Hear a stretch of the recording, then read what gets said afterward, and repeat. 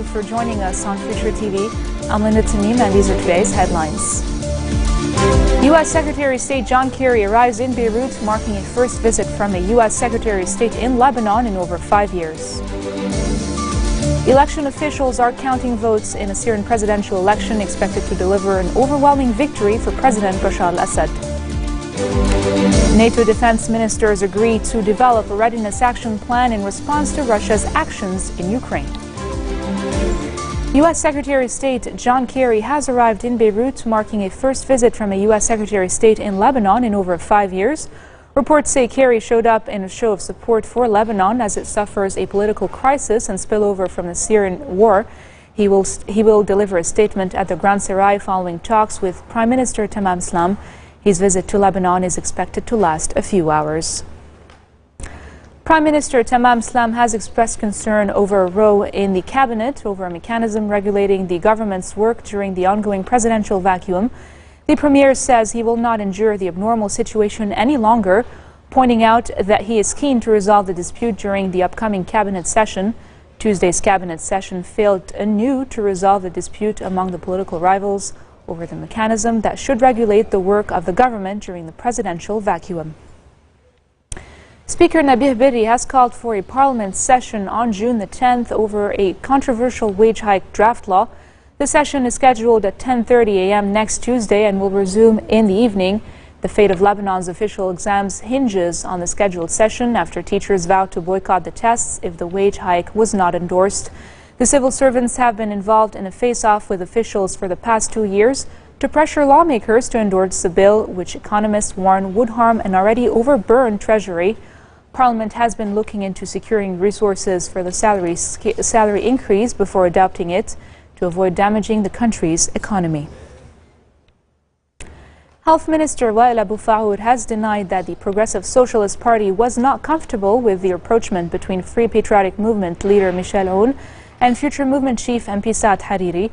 The choice of rapprochement between the political parties is a priority for us. We have sought for it and paid a high price because of it, said Abu Faoud, who is a member of MP Walid Jumblat's PSP.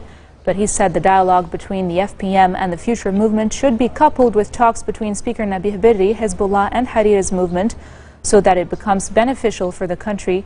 The minister said the PSP's priority was to elect a new president after the top Christian post at Babda Palace was vacated following the end of Michel Sleiman's 6-year term on May the 25th.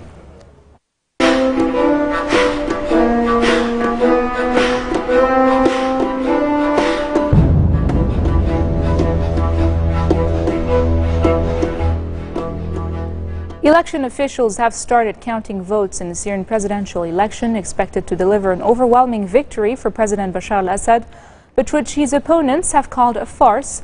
State-run media reported that voting closed at midnight on Tuesday and that officials began the process of checking the number of votes against lists of registered voters to ensure the numbers matched. The poll was the first election in Syria for nearly 50 years, though Assad and his father Hafez have previously renewed their mandates in referendums. Rebel fighters, the political opposition in exile, Western powers and Gulf Arabs say no credible vote can be held in a country where swaths of territory are outside state control and millions have been displaced by conflict. Voting only took place in government-controlled territories, meaning those displaced by fighting or living in rebel-held areas were unable to take part. The U.S. called the election a disgrace, saying President Bashar al-Assad has denied his people the right to vote freely. Today's presidential election in Syria is a disgrace. Bashar al-Assad has no more credibility today than he did yesterday. Elections should be an opportunity for the people of a free society to be consulted and to play an important role in choosing their leaders. Instead, such a process was inconceivable today in Syria, where the regime continued to reject the courageous calls for freedom and dignity that started more than 3 years ago. It intentionally denied millions of Syrians the right to vote and continued to massacre the very electorate it purports to represent and protect. Detached from reality and devoid of political participation, the Assad regime's staged election today continues a 40-year family legacy of violent suppression that brutally crushes political dissent and fails to fulfill Syrians' aspirations for peace and prosperity. And coming up next, protests continue in Brazil ahead of the 2014 FIFA World Cup. Stay tuned.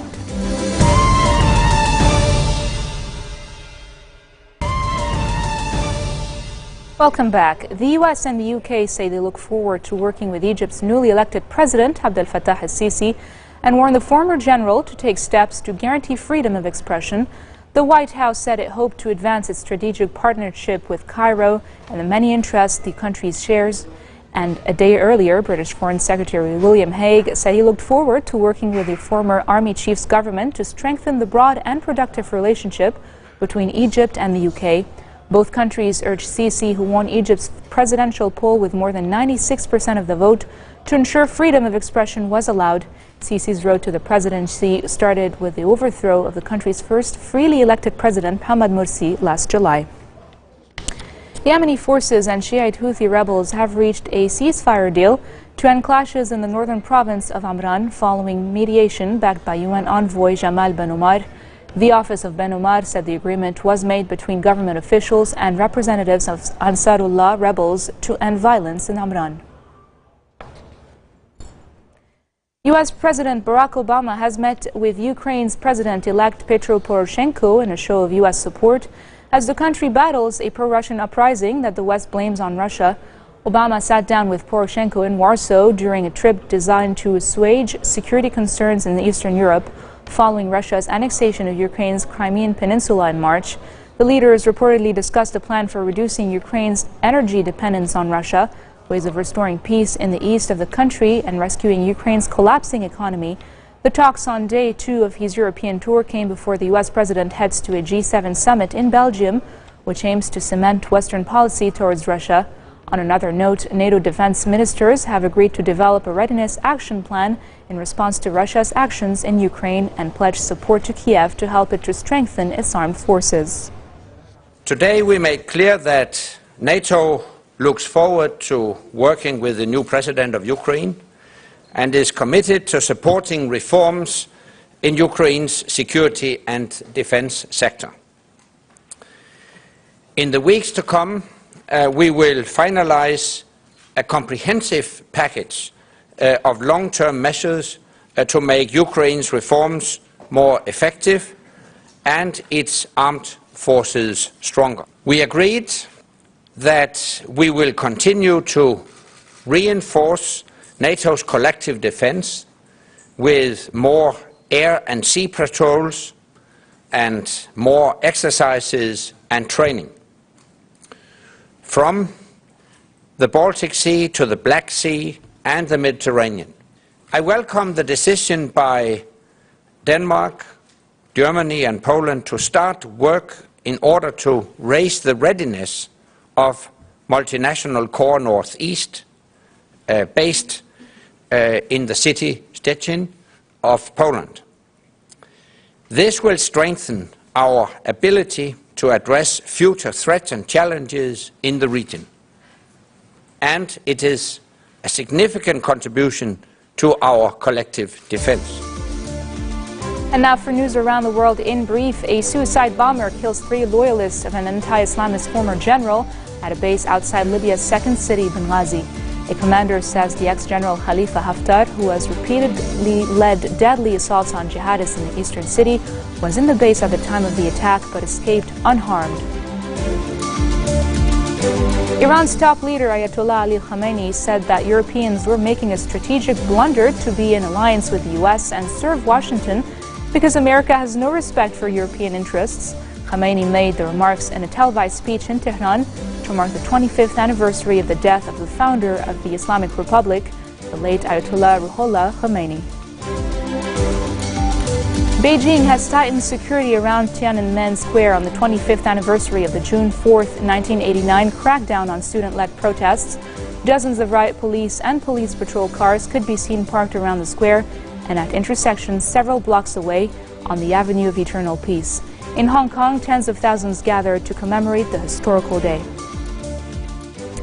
8 days to go till the 2014 World Cup kicks off in Brazil. However, protests in the host nation continue as demonstrators demand for an increase in investment for healthcare and education in the country. More in this report.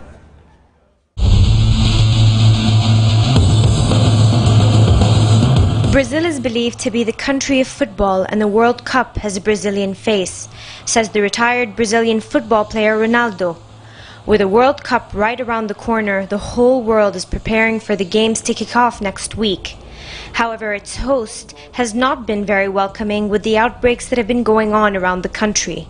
As Brazil rushes to finish stadiums and deals with waves of protests ahead of the kickoffs of June 12th, demonstrators are protesting against what they believe is corruption, and the money the government and FIFA are spending on stadiums should be concentrated on investments in health and education. Brazil has seen daily protests over the $11.5 billion spent to host the football tournament, which opens on June 12th in Sao Paulo. As Brazil took the pitch in the first of two friendlies this week ahead of the 2014 World Cup, a group of about 200 demonstrators took to the parking lot outside the stadium to protest the 32-nation soccer tournament. The demonstrators chanted anti-World Cup slogans while demanding more funding for healthcare, education and other public services as Brazil played Panama in an international friendly at Serra Dourada Stadium. Banners read, "Too bad Brazil, but I cheer for education." Although demonstrators believe their protests have been peaceful, some have said that police have used too much force in breaking up demonstrations leading up to the World Cup. The police use weapons that hurt and cause injuries. They sprayed pepper spray in my eyes and my colleagues' eyes. That's no good. When asked if the situation was under control, a military police officer identified as Captain Sandro said things were out of control and asked why some of the protesters were hiding their faces. You can demonstrate. You can't destroy property. It's not under control. Why wear masks? Why be anonymous?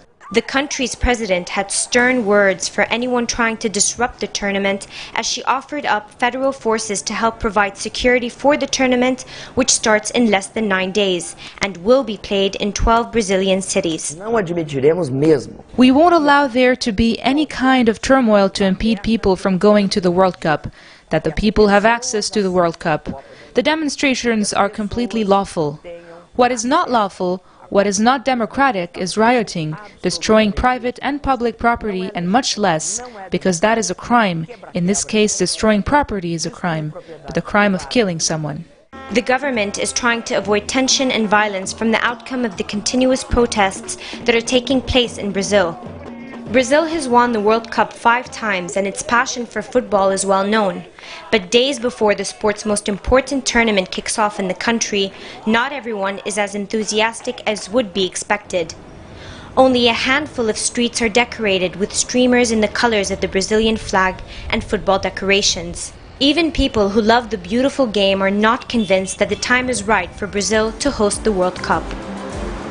This marks the end of our bulletin for today. Now for a reminder of our top stories. U.S. Secretary of State John Kerry arrives in Beirut, marking a first visit from a U.S. Secretary of State in Lebanon in over 5 years. Election officials are counting votes in the Syrian presidential election, expected to deliver an overwhelming victory for President Bashar al-Assad. And finally, NATO defense ministers agreed to develop a readiness action plan in response to Russia's actions in Ukraine. That's it from me and the news team here at Future Television. Catch you in the NFL tomorrow again for more updates. Have a great evening.